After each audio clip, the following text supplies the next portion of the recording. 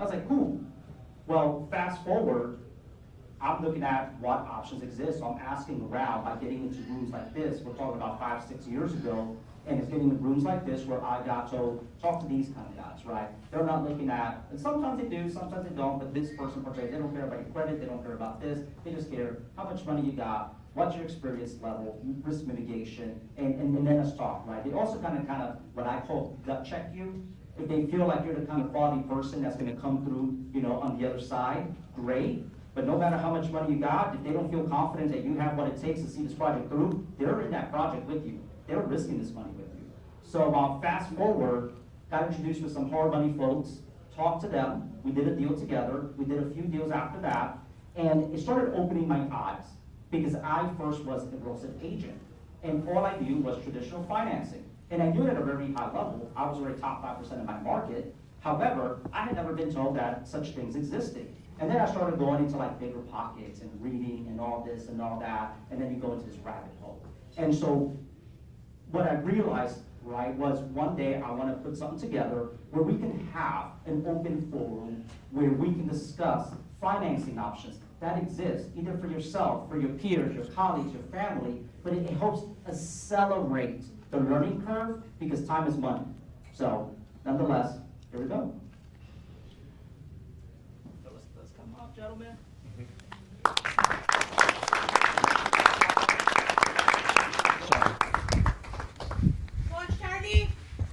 Let's go. That's turning back on. There we go. So here, first and foremost, we have Mr. Charlie Einsmann. Take a second, Charlie, introduce yourself. Testing, can you guys hear me okay? Yeah. So we have Charlie. We're also going to have here Juliet. Juliet is with EFN Mortgage. And so we're going to have a clash of the two different worlds, but for once, it's not actually a clash. It's more, how can we complement one another? So, Thank you, sir. I'm going to step down. All right, guys, hello. Happy Tuesday. So no one has been very active, so what I need you to do is just say hello. Well, like what you really need a gut check, as he said, gut yourself, so hello. All right, you're working an appetite for lunch, so I'll let you go ahead and start off with your introduction.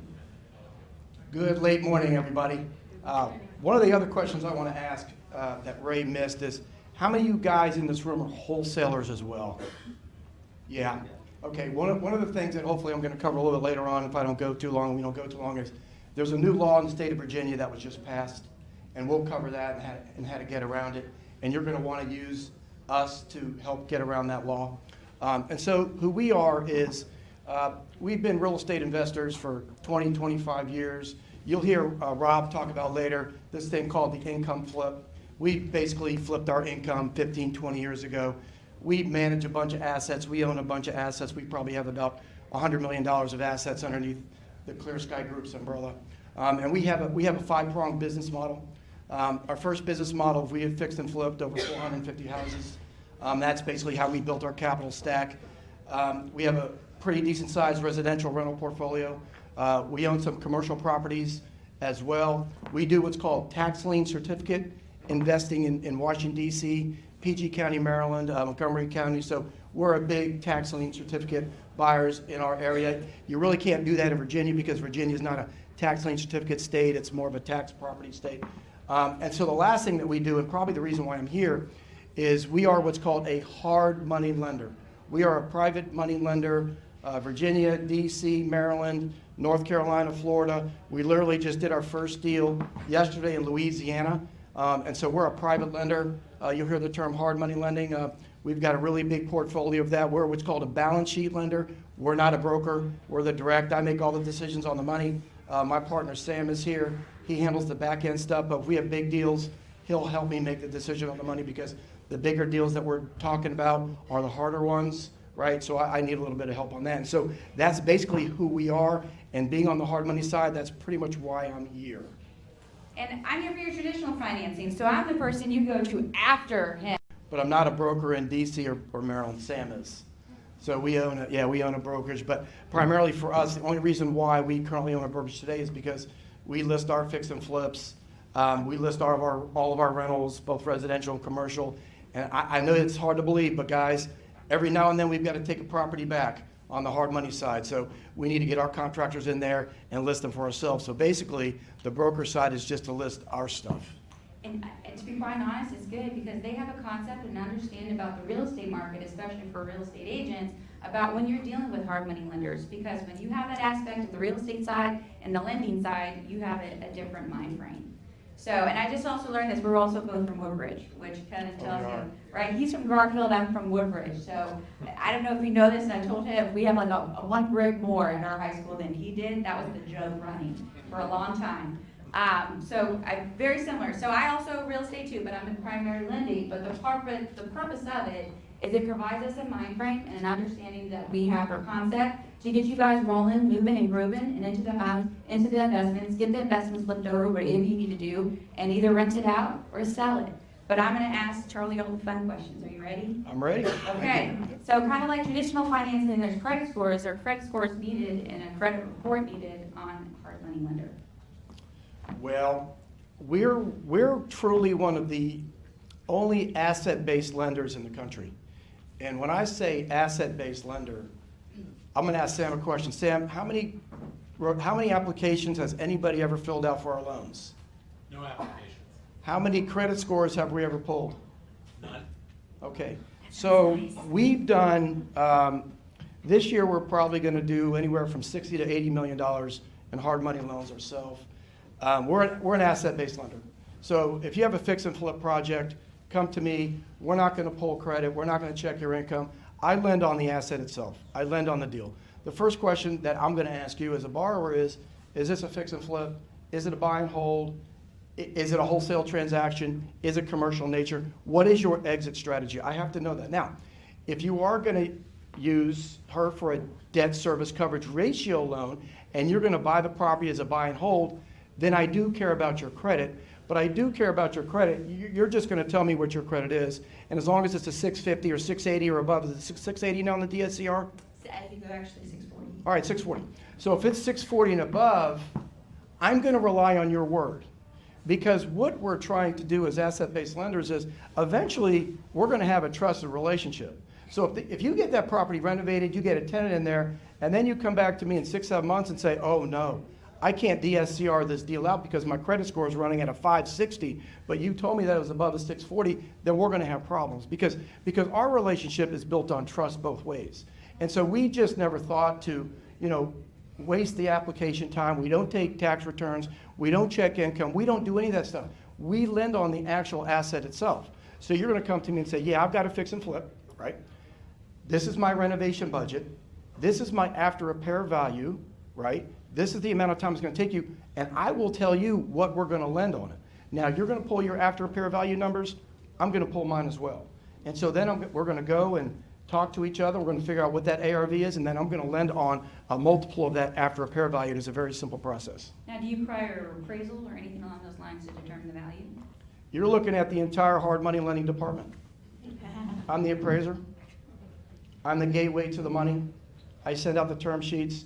Sam manages the loans and processes the loans because we service every one of our loans. We have never sold a loan before. So we have a very small company.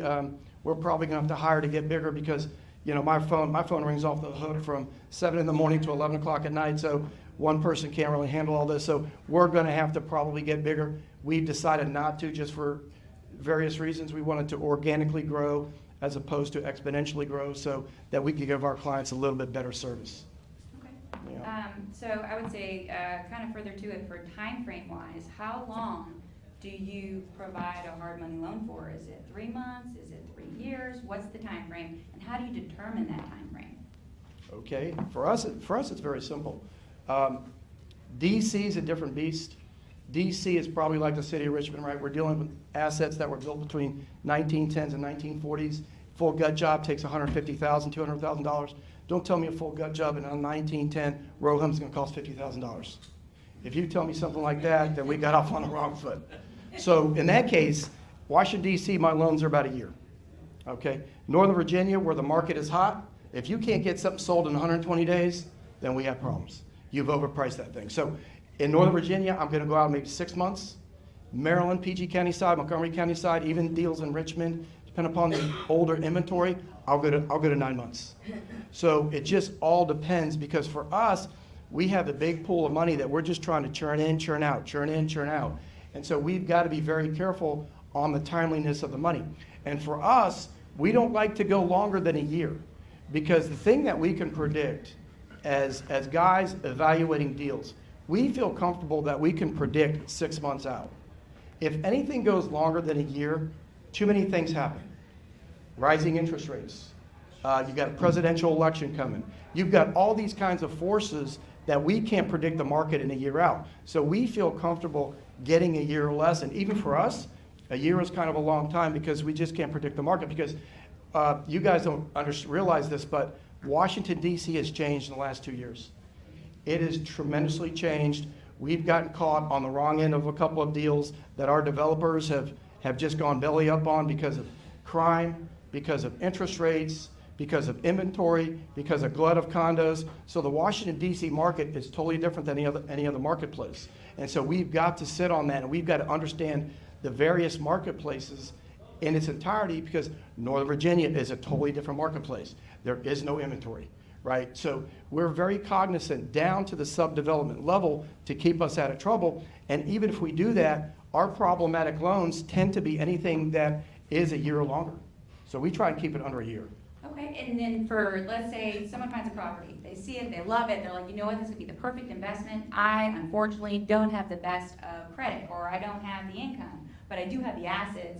How long would it take for them to get a hard money approval on your guys' end before they can put an offer in? 30 minutes. Okay. Yeah, but if I'm at an event like this, it might take 6 or 7 hours. But yeah, usually if I'm there, because what I do, and I have this discussion all the time with folks, is you send me a deal, right? You're going to send me the purchase price, you're going to send me the address, you're going to tell me it's a fix and flip or whatever you're doing with it, right? And then you're going to give me the renovation budget and the after repair value. You're going to do that. And then I'm going to hit this thing called the MLS, because we have MLS access. I don't have MLS access down here, but we've got all over from Northern Virginia all the way up to Delaware, even though we're not really in Delaware and Pennsylvania. And so I'll give you an idea of what my after repair value is, and then we're going to compare notes. And so a lot of times I have candid discussions with borrowers, whereas we had a property in D.C. yesterday. It was in an area called Deanwood. I don't know if you guys are familiar with Deanwood. And she was doing it was in Anacostia. And she's doing a row home in Anacostia that was built in 1920s. And so this person was a very smart licensed agent in Washington, D.C., and she came back and told me, oh, the after repair value is $575. I said, okay. So I ran my own comps, and I said, Bianca, did you check properties built between 1927 and 1947? I said, my number on it is $475. I said, so we were $100,000 different on that ARV. And I further said, have you looked at the actives versus the solds versus the under contracts? I said, in a market that's changing, in a market that's a downward trending market, you really have got to focus on the under contracts and the actives. Well, there was not one under contract that was above $500,000. And so I had to justify to her why her number at $575 was different than my number at $475. So we have these candid discussions all the time, and you guys might ask yourself, well, why are you doing this down to this level? Well, what I'm doing is I don't want to do deals where people aren't going to make money, because that doesn't keep me in business. The reason why we're in business on the hard money side for almost 12 years is because all the borrowers that come to me, I have turned down a lot more deals than I do, because there's got to be a handshake where you as the borrower, you've got to make the money, because I can tell you right now, we're going to make the money. Right, we're going to make it. And so we want you to make the money, because then you're going to come back to me. And if you end up doing a marginal deal and you go somewhere else and do that marginal deal and you lose $20,000, $30,000, $40,000, that might take you out of the game for 6, 7, 8, 9 months. So that's not the relationship we want to have. Now, in terms of, for, we'll say setup-wise, and since you're not pulling credit for the most part, what is the rate that you typically use? Is there an average? How do you determine that rate? And is there a prepayment penalty like some of those DSCRs? Or is there something else that you can kind of, I would say, inquire more about the loan type? And if they were to default, what happens? Do you buy it back, take it all over? Get nothing back, you get nothing back, right? You're on your game. These are good yes. questions. Okay, let's start with the interest rate question, right? So we've never changed our rates in 12 years. We are 12% interest only, 3 points. I've done some deals higher. I've done a couple deals lower. We've always been that way. But our separator out there is that I will give the highest leverage point of any lender in this area. We're 75% after repair, loan to value of the after repair value for the most part.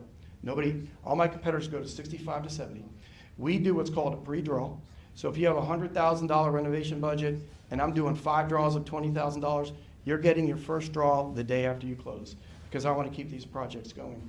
And so that's what our separators are. So we've been going out at 12 and 3 for, like I said, 12 years. Say that again, 12? I'm sorry, 12% interest only and 3 points. So I talk in certain, so we call that a Tom Brady and Allen Iverson for you sports guys. And so the reason is that it's an interest only payment and it's 1%, right? So if it's a $300,000 loan, interest only payment is $3,000. However, there's a caveat. If your deal has so much spread to it, we'll factor in 3 to 6 months payments. I'll factor in your closing costs when I build loans. It all depends upon the spread in the deal itself. And so the bigger the spread, you can come up with no money down. It all depends on the deal itself because remember, I'm lending on the deal itself, right? I've got to verify after repair value. I've got to know this thing called a loan to cost, right? So a loan to cost is your purchase price plus your renovation. I've got to know your experience level as a borrower. But if you've done 0 properties on your fix and flip side, and you bring this crazy deal where, let's say it's a $500,000 ARV, you're picking that thing up for $250,000, and it needs a $75,000 renovation, and so you're all in at $325 on a $500,000 out, I'm going to give you the $325. So it just all depends. So for documentation, because I know you said you don't have to pull credit, don't do any of that, but like bank statements, I assume? Nope. Maybe a driver's license? Simple. If you need to know their information, like do you Simple. know who they are? Do you Google them? Like what are you doing? Are you Facebooking? I Instagram? do that. Okay, I do some background checks, okay. but I do it at a very high level. So one of the things that we do, and the reason why you're in business, and you guys are probably saying, wow, you guys are getting 12%, 3 points and all this stuff. But guys, the reason why we're in business is because community banks, mortgage companies can't do what we do. I could close a deal in less than 24 hours. As long as the title binder is pulled and the title binder is ready to go, I could close in under 24 hours. My average deal loan close time is 1 week. And the documentation is very simple. You bring me the deal, you tell me the parameters of the deal.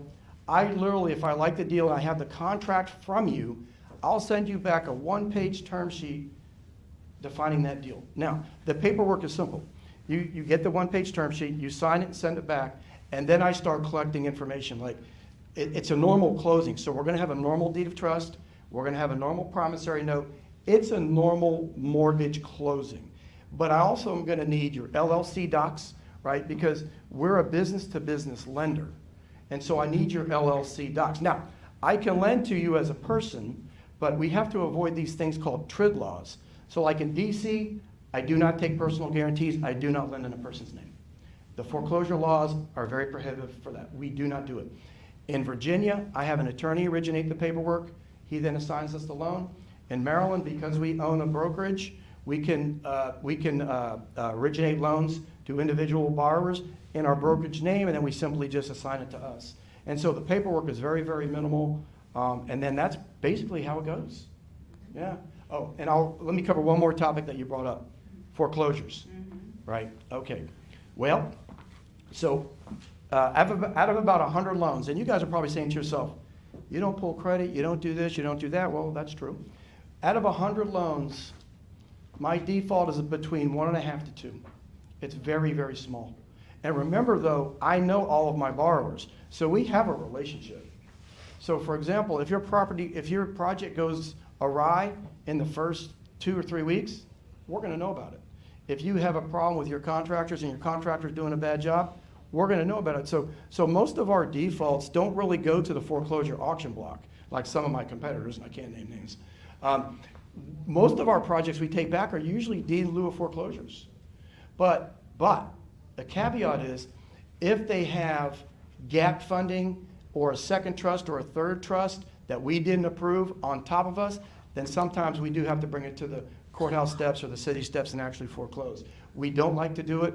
We would rather just take the property back. We'd rather just renovate it ourselves, and then we would rather just flip it ourselves. Not really flip it, but sell it ourselves so we can get our money back.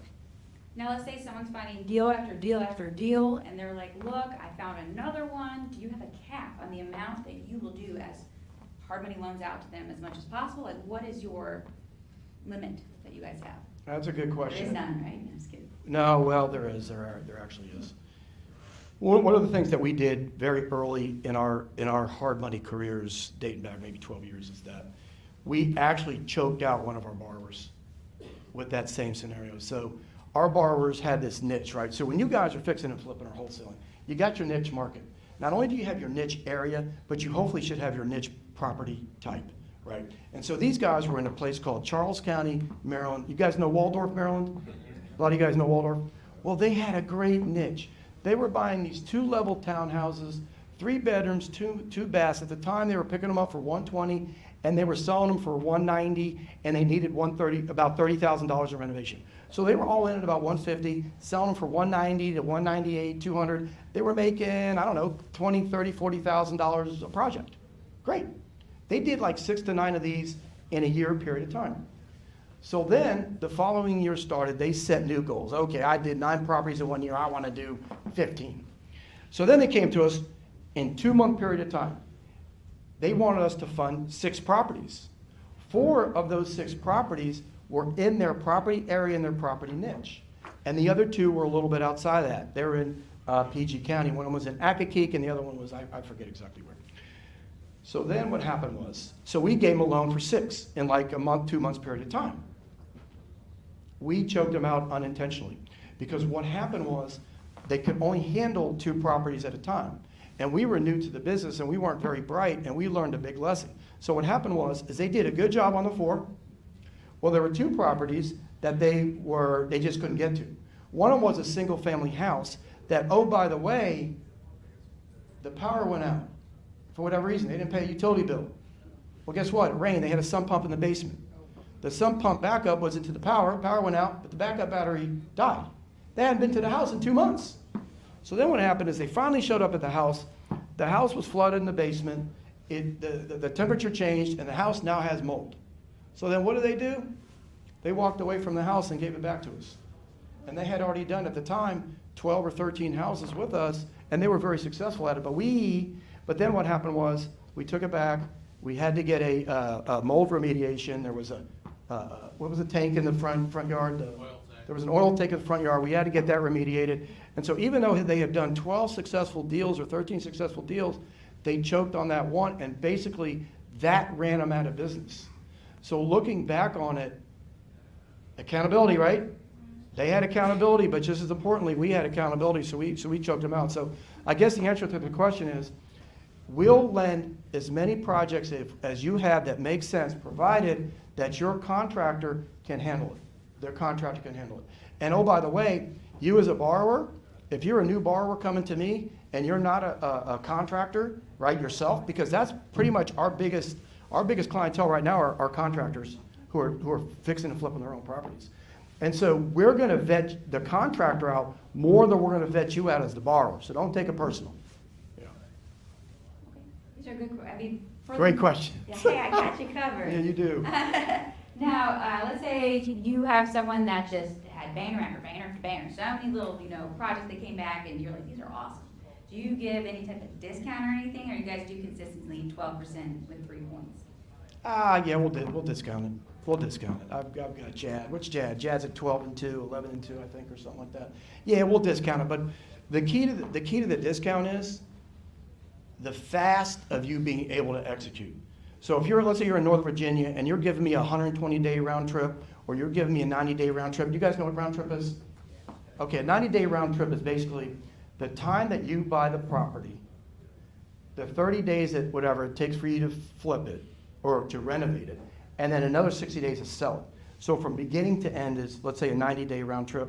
So the quicker that we know that we're going to get our money back, then yeah, I'm going to discount it big time. But if you're doing some full gut renovation in Petworth, a 1910 row home, and it's taking you 9 months to renovate it, another year to sell it, and you've done 20 projects with us, we're not discounting that. It just depends on the speed that we're lending our money out and the speed that we're getting it back. Because really what we're doing, guys, is we've got a couple of funds that we manage. We're also fund managers that I didn't talk about. So we have about, I don't know, $75 million out there, or $60 million of fund availability. So we're managing our fund. And where we get our greatest returns as a hard money lender is the speed that that money goes out and the speed that the money comes back. End of story.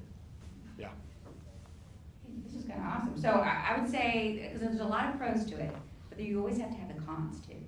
So in terms of cons, what have you experienced over your 12-year career in just hard money lending that has kind of caused a little bit of an impact with you guys, that besides the one you mentioned, something that, you know, you kind of want to forewarn to people to make sure that they keep their eyes out for, so it can, you know, work easier and Yeah. close quicker? Con number one, your ability to execute on the project. If you're gonna come and give me a $60,000 renovation, right? And I don't care where it is. We're conservative, and so we say, okay, each $1,000 is a day. That should be 60 days.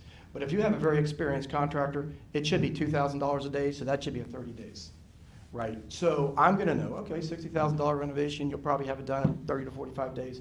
You'll have it on the market, and if it's in a hotbed market, then you're gonna have this thing sold. And so the first con is that you really have got to be able to execute on your projects as a borrower. You really do. But you're using us for a reason, right? We're able to charge these interest rates for a lot of different reasons. We can help you because we offer the consulting of helping you with your fix and flips, because we've done over 400, 450 fix and flips ourselves. We have contractors all over Northern Virginia, DC, and Maryland, so we can provide you with our contractors. So there's no reason why you can't execute. That's the number one con for us. We are big on the execution side. Number two, there's actually a couple other cons, but I'll go over number two. You're buying a property, a lot of times we want you to buy in what's called a single-use entity LLC. So we want you to buy in a single use, and I want to lend to that LLC. Because if you default on us, see, we understand all of the foreclosure laws, and we understand what it takes to foreclose on a property. Even like I said, most of our property takebacks are deed in lieu of foreclosures. And so we understand what you can do as a borrower to get around it, and that's called the bankruptcy laws. So if you're coming to us with an LLC that has 10 or 15 assets or whatever it is, and that LLC gets in trouble, and I've got to try and foreclose on a loan, you can take me into bankruptcy court, file a Chapter 11, you can hang us out there for quite a long time. So we like to lend to single-use entity LLCs. Not that you're going to be able to execute and fix and flip it, just because it protects us further down the road. Okay, so that's con number two.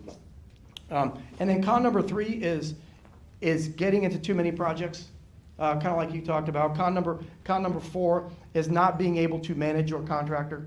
That's a very big deal. Because remember, if you're a fix and flip investor, you are now a project manager as well. Your contractor is working for you. So you've got to be able to manage that contractor. But we're going to help you manage it too, because remember, if it's a $100,000 renovation budget, I'm getting 5 draws of 20. If they don't make their draw one milestones in that first $20,000, guess what, guys? They're not getting their second draw. But you had better be able to manage your own project, because you're a project manager. You're a jack of all trades. You're an investor. You're a property finder. You're a project manager. You're everything, right? Because that's what you need to be doing. And the other thing, I'll bring up another con. The other thing that we refuse to do is if you're an armchair flipper and you're sitting in, I don't know, give me a state. You're sitting in Iowa. You're sitting in Illinois. You're sitting in Ohio. And you want to do a fix and flip in Washington, D.C. and you're not physically close enough, I'm probably not going to do the loan. As a matter of fact, I'm not going to do the loan. And we got burnt very early on. Again, we learned lessons. I got burnt very early on, and you guys are going to laugh your head off. We did 2 properties in Baltimore. One in Gwen Oaks. I don't know how well you guys know Baltimore. We're a little further. And we did another project for this guy. Yeah, they're good. Yeah, I get it. My one's so good for us. And so this guy bought these properties at very good prices, and we had the ARVs down. We had the loss mitigation down. We thought we were it. Well, this guy lived in Leesburg, Virginia, and Gwen Oak is on the southwest side of 695. For him, not in traffic, it took him an hour and a half to get there. Not in traffic, right? So then what happened, I was part of a RIA meetup group, and they wanted to do a demo of their group. Like, they wanted to bring the real estate investment folks up to this property in Glen Oaks to do a demonstration on how you do a successful fix and flip, right? So they bring this guy up there, and they bring 20 or 30 people into this house. Everybody's sitting around. I smell gas. I smell gas. Because this guy was never at his projects, I don't even know if he was ever there at all, it had a gas leak. We don't even know how long the gas leak was, but he'd never showed up to his project, and these were the first couple projects he had ever done on a fix and flip. So guess what happened? We ended up having to get these properties back. So I do have a proximity rule, believe it or not. I have to understand where you're physically located and where that contractor is doing the work. Now, if you've got a good local contractor and you're not physically located close enough, and I like your contractor and I vetted him, then I'll probably be okay about it. But if you're the primary guy needing to manage that project and your proximity, I'm telling you, it's a physical location, we probably will not do it.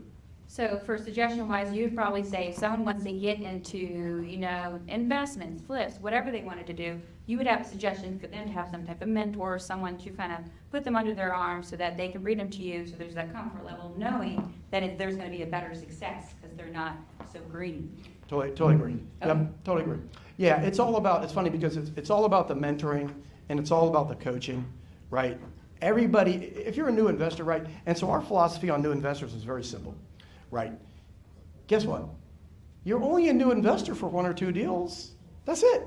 So if we could just get you over the 1 or 2, 3 new investor deals, you're not a new investor anymore. But guess what we've done? We've established this trust relationship because I have carried you from being a new investor doing 1, 2, 3, 4, 5 fix and flips or whatever. Now you're a very experienced investor, and you can lean on us for whatever advice. But more importantly, though, we have a nice trust relationship, and that's exactly how we build Clear Sky Financial. Because I've got guys who have done 25, 30 deals with us on the fix and flip side, and you're probably going to ask yourself, well, how do you know that? Well, the reason is I keep track. And so the other thing too is on our hard money side, and it's in our book, The Roadmap to Wealth and Real Estate Investing, is that for us, we're at a different point of our career, right?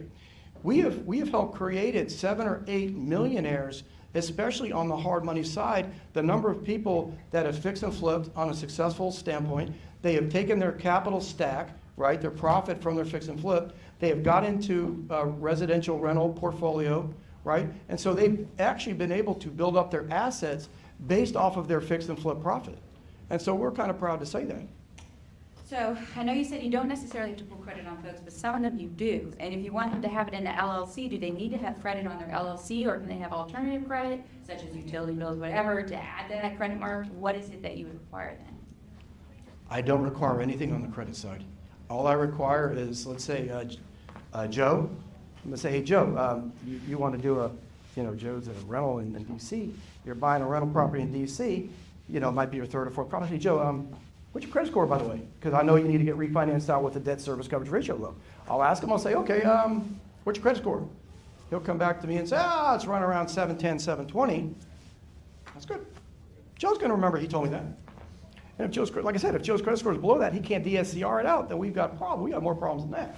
So what happens with that problem? What can you do as the problem solve? How is it that you can provide to Well, give leniency? Well, at that point in time, we're going to get Joe connected with a debt service coverage ratio who I know will do 580s to 550s to 600s. The problem is you can be paying a much higher interest rate. And so we're going to work on that part of it to get them refinanced out. Because for us, the biggest thing that I have to know coming into one of our loans is, what is your exit strategy for us? Because that's the other pitfall, is if my exit strategy for us is 6 months or less, you don't want to keep me out there for more than 6, 7, 8, 9 months. If it's a 6-month loan, don't go to 6 months and a day. If it's a 9-month loan, do not carry us past 9 months. We all both have got to do what we're going to say, and hopefully you guys can execute, because the way you use hard money is totally on the execution side, because we do not have any prepayment penalties. And so when you're vetting out hard money lenders, the first question you want to ask them is, do you have a prepayment penalty? You got to find that out, because we don't. And the reason is that we want our money to go out, hit that street, and I want that money to come back tomorrow. In an ideal world, I'm giving you a $500,000 loan, the next day I'm getting it back. That's my perfect world. So yeah, so don't keep us out there longer because our interest rates are too high. We're not you use us to make money on the fix and flip side, the wholesale side, the buy and hold side, provided you can get us out of there in 7 months maximum. That's how you use us. You use our money to make money. It's that simple. And if you're gonna hold, you're gonna come to someone like me, right? So. Yeah. Oh yeah, all the time. Yeah, and so for transfer, he has no prepayment penalty. Technically for DSCR, you can have no prepayment penalty, but it depends on your credit score. So the big difference between us, between them, they don't require credit scores, we do. They don't have prepayment penalties, technically we don't either, but a lot of them do. The lower the rate, you're probably gonna have a higher prepayment penalty because there's less risk. So the more the risk, the higher the rate's gonna be. And it depends on your credit score, it depends on where your loan to value ratio is, I mean, whatever the loan amount versus what that actual property value is, and that payment. You typically want a 1-to-1 ratio. If a mortgage is $2,000, you want that rent at least $2,000. And sometimes it can vary for differentials depending. But our criteria is a little bit more specific, but also you kind of have to because you're gonna be kicking them out, right? After a year. Yeah, not only that, but I always tell people, and you brought up a good point. If you guys are going to be really, really, really good investors, you have to become bankable. You got to become bankable. What do I mean by that? You got to be organized. You got to have income statements, right, or budgets on both your personal and your LLCs. You've got to have a balance sheet. You're here also called a personal financial statement. You've got to have really good credit. You got to have your documents in order in your LLC. You got to have done your taxes on time, right? And if not, get it caught up. So you've got to have good bankable documentation. Because eventually, and I tell people this all the time, is that you eventually want to graduate from us and you want to get into the community bank space. You want to get into the normal mortgage company space. You want to kick us to the curb. But the reason why we're in business is because a lot of folks, as a matter of fact, the most people that we deal with aren't bankable. We understand that going in. But you as investors, the more sophisticated you get, you got to become bankable. And you got to create, and if you're a new investor and you're doing fix and flips, create your portfolio. Okay, you're doing 3 or 4 fix and flips. Well, I need before pictures, after pictures. What did you say it was worth when you bought it? How much did your renovation costs go? Were you on budget, in time? You know, you did 3 or 4 properties. Keep it as part of your portfolio, and then you're going to go to Mr. Community Banker, who's going to give you a better interest rate and better terms, and you're going to say, here's my portfolio. Give me a fix and flip line. Give me a buy and hold line, right? And that's what you guys got to do as you further your investment careers. And for terms of it too, I'd even say for this, it's one of those things where you have to invest in yourself. If you're going to start doing investments, invest in your scores, invest in your taxes, invest on having everything organized.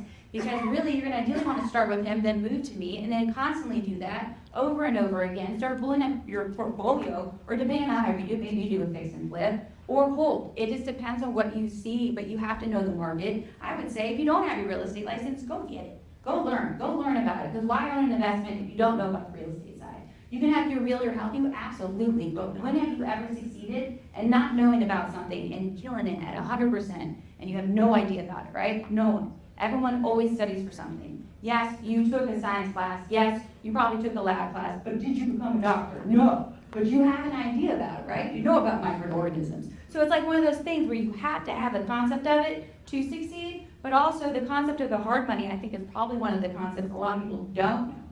So hopefully a lot of notes were taken today because I feel like a lot of chunk of information was said. Yeah, and I want to segue into one real quick that I'm going to talk about. Virginia just passed the wholesale law, right? And so we need to talk about a couple things with that law. In order to do wholesaling in the state of Virginia, you've got to be a licensed real estate agent. July 1, right? Does that start July 1? July 1, okay. So you have to be a licensed real estate agent in the state of Virginia in order to do wholesaling the way we know it. And for you guys who don't know what wholesaling is, basically you go out there, you put a property under contract and or assigns, and then you assign that contract to a cash buyer or a hard money buyer. Okay, that's basically what wholesaling is. All right, and so in Virginia, you have to be a licensed realtor. Okay, now, there are a couple ways to get around that if you don't want to get your license or it's too hard or you just don't want to do it. The first thing is this thing called a double close. You buy the property and then you sell it within a couple days or less than 24 hours, and you get what's called a transactional funded loan. So you own the property for a day, you then sell it to your cash buyer. Okay, that's one way around it. The next way around it is You buy the wholesale under the name of the single-use entity LLC that you created and/or signs, and then have that buyer come and just simply buy the LLC. So those are a couple of workarounds to that law, but it's going to change the wholesaling business as we see it.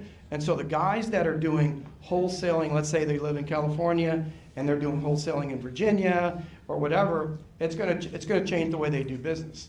And so stay tuned. But I wanted to cover that so that you guys kind of see what's coming up on the horizon, things that are changing. And so like I said, the biggest way to get around is just simply do a double close, transactional funded deal with a hard money lender like ourselves, and so that you might not make as much money, but you're going to make more money without giving up the deal.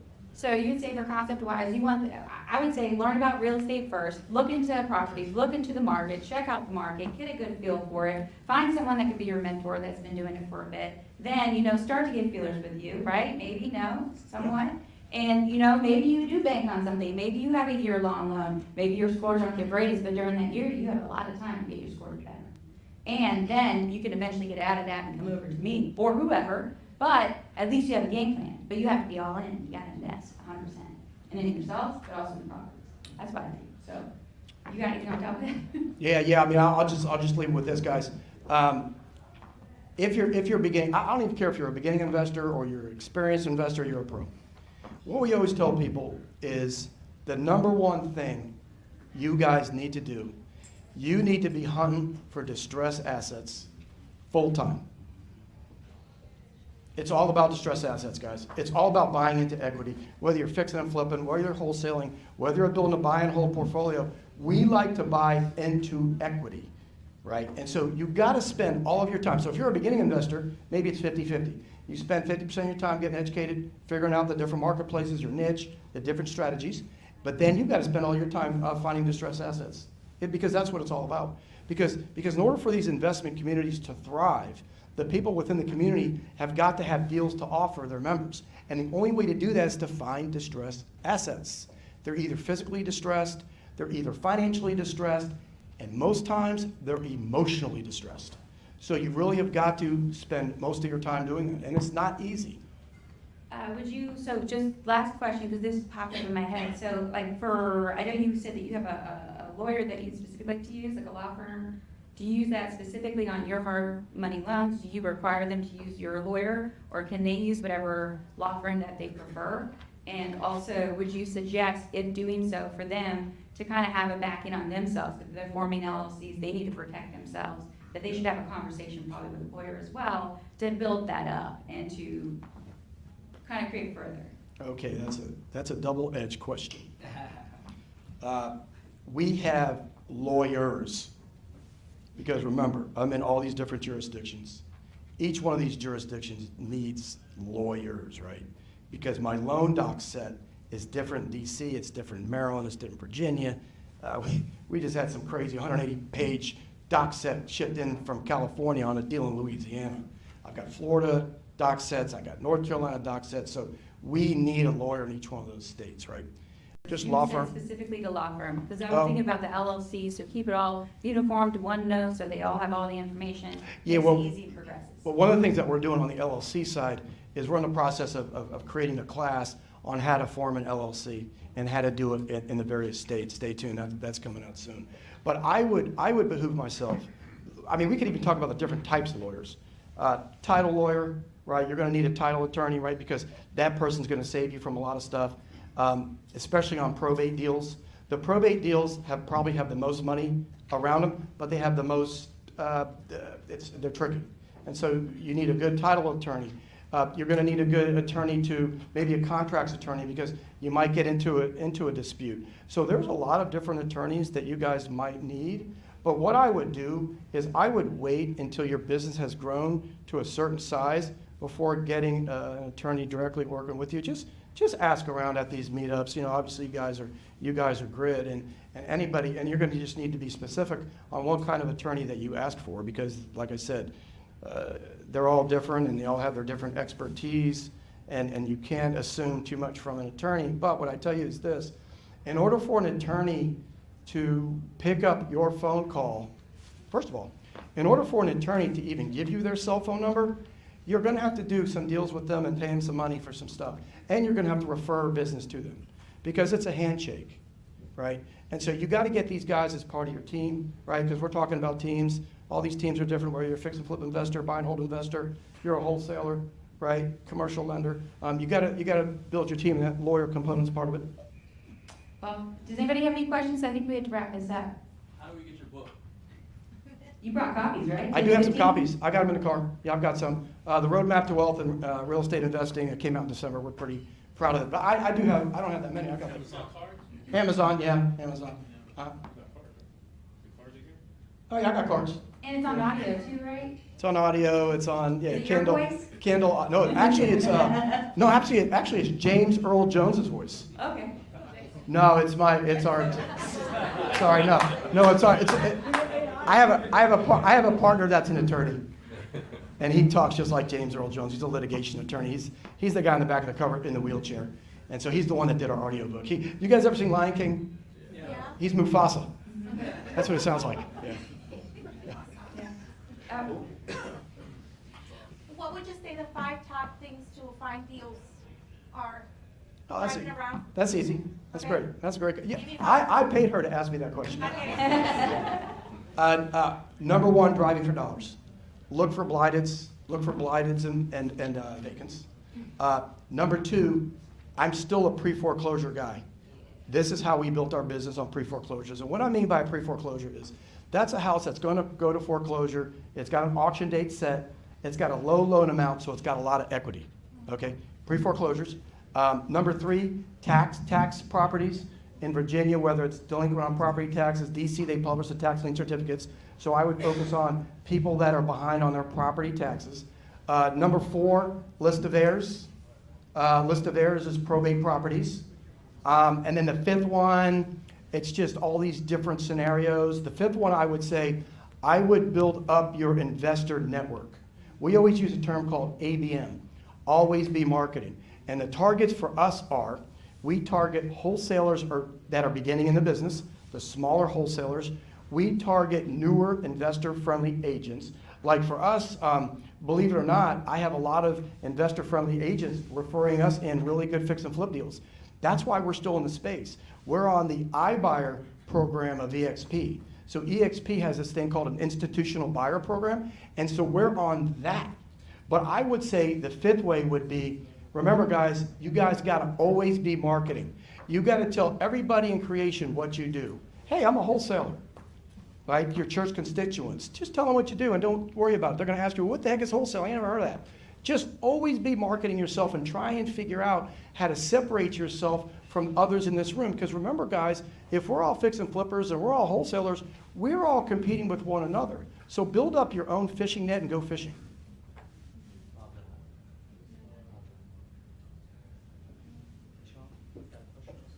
Yes, you brought up that you put the most scrutiny on the contractor or the execution side. So if I'm a fully licensed Class A residential contractor and I already flipped, say, 10 homes, does that put me in a better position? Does it complicate things because I'm both the borrower and the contractor? No, I'll put you at the top of our list. But then at that point in time, that vetting is fine. But the next part of the vetting that we'll end up doing is the actual after repair value of the deal, your purchase price, right? Because what we're constantly doing, and we're running our various businesses, and believe it or not, even though we're not considered a bank, I spend all my day in what's called the loss mitigation mode. I am trying to mitigate our risk, right? I'm not trying to do something too risky. So part of the vetting process is mitigating our risk because remember, we're a very highly leveraged point. I'm going out at 75% loan to value of the after repair value, whereas my competitors are going at 70 and 65. You're going to have less cash in the deal. So believe it or not, I have more risk in the deal. So where I have the most risk in a deal is the day that deal closes, before the contractor gets in there and does work. The second most risky part of that deal is when you get that first draw of, let's say, 20 grand, and your contractor just does a horrendous job. That's my second most risky point. So we're always figuring out different ways to mitigate our risk because, like I said, out of 100 loans, maybe 1.5 will come back or 1.5 are bad loans or whatever. I want that number to be 0.75. or one, right? Because Sam will tell you, he spends all his time dealing with some of our bad borrowers. They're not really bad borrowers, they just got in trouble. That's all. We're human. You talked about being bankable. Can you go back over that list in terms of like, I got income statement on Yeah, sure. Number one. Okay. Let's go over it from a priority standpoint. Number one, credit. Got to have good credit, right? Build that credit up. Number two, you've got to be very prepared. So let's talk about the income statement or the budget, right? So basically, for you guys who don't know what an income statement is, all it is your income coming in and your expenses going out, and then you have a little line on the bottom that either says I'm positive or minus.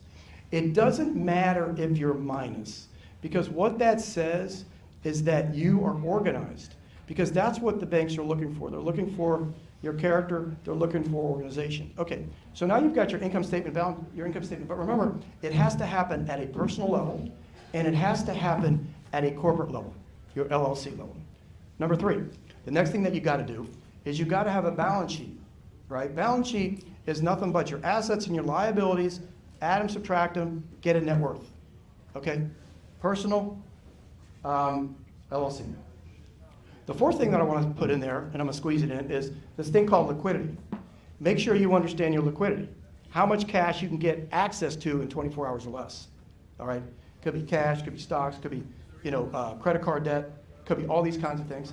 And then, after that, you've got to obviously do your taxes, right? So you've got to make sure that you're yeah, right, exactly. I see you in front. That's our borrowers. Make sure your taxes are done. You can prepare them yourself. I would recommend preparing them with a CPA. I think that's about it. Am I leaving anything else on the bankability side? So what if they put a tax extension in? Is that something that you look down on? Or do you want them to have? Nope, never. As telling you guys, somebody who's already, I have my tax extension in this year. And so we have to extend every year just because our corporate returns never get back when they're supposed to come back. And so, no, we don't frown upon tax extensions. If you got a simple tax scenario, though, it's an easy tax, I would file on time. But if it's a more complicated tax scenario, then the IRS understands. It's not. We understand it. Well, I don't even look at taxes. So. I do, unfortunately. I'm just kidding. Does anybody else have any other questions? Do you also just finance for like rehab, or you also do new construction? Yeah, we do ground up construction. But I'm going to make you you're going to need to own the land, and you're going to need to own the soft costs, and then I'll provide the rest of the money. And the reason is because you heard the speaker before me talk about development. If you're a new investor, I wouldn't go into development. So just cross that off your list. But you got to really know what you're doing when you're building, even a spec home, even one lot, one house.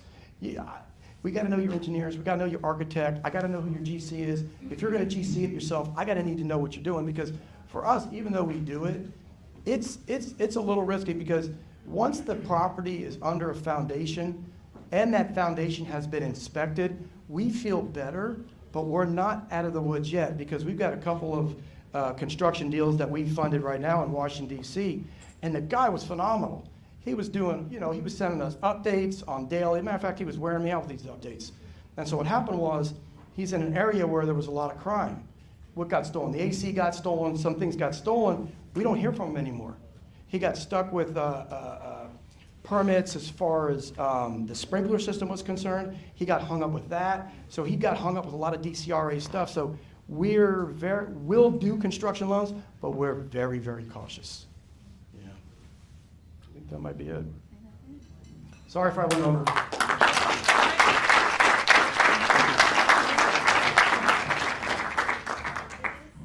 So question, how can folks here get in contact with you? Well, there's a lot of ways. Instagram is at Charlie Einsmann. Have some followers. What'd you say? Yeah. Some followers. www.cskyfinancial.com is our website. We have a lot of free investor information on there, education. My phone number is 703-887-1039. So you guys can find me. Just Google me on the internet. I'll show up somewhere. If you can't do so, feel free to reach out to us, but we have to share that information as well. Juliet? Instagram, Juliet Ford Homes, just for fun. I give a lot of tidbits and information for facts and stuff about just loan programs, anything else such as that, you know, suggestions of what you can do even for credit scores.